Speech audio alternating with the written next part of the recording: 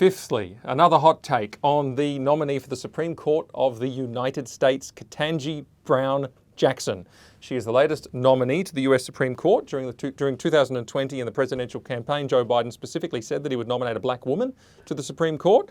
So not the best person for the job, but the preferred identity for the job, or perhaps the best black woman for the job. And that has happened.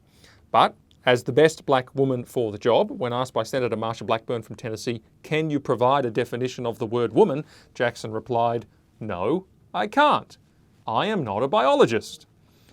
Now, I'm not an architect, but I know what a house is. I'm not a doctor, but I know what a brain is. I'm not a rocket scientist, but I know what a space shuttle is. I'm not a town planner, but I know what a road is.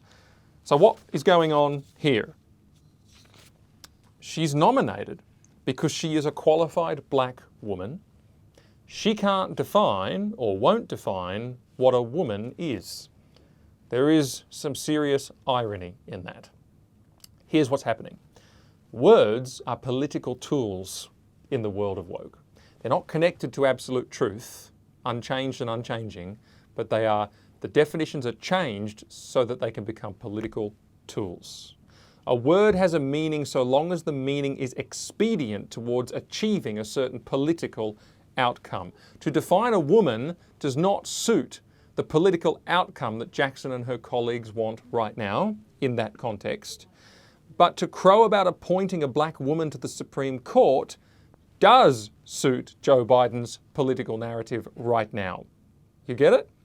It's a little bit like that old quote, when I use a word, Humpty Dumpty said in rather a scornful tone, it means just what I choose it to mean, neither more nor less.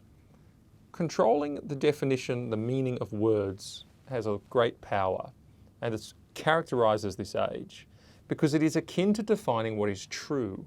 And once you define what is true, you can define how people will act, because people will pursue what is true, or how things ought to be. It's all about controlling how things ought to be, controlling the political narrative, controlling how people act.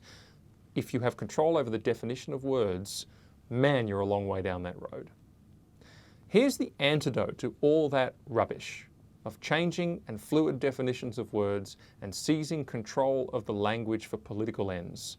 What does Jesus say when it comes to this matter? He said in John's Gospel, when he was praying to the Father, he said, sanctify them in your truth. Your word is truth. So the answer for us is that the words of God and the meaning that God has given those words are the true and right and good power over our lives. Yes, he has defined woman. It's in Genesis. But as we live in a world where words are redefined to exert power over the culture and over people, remember this, the true and the right and the good power is in the words of God, which don't change because he has given them their meaning.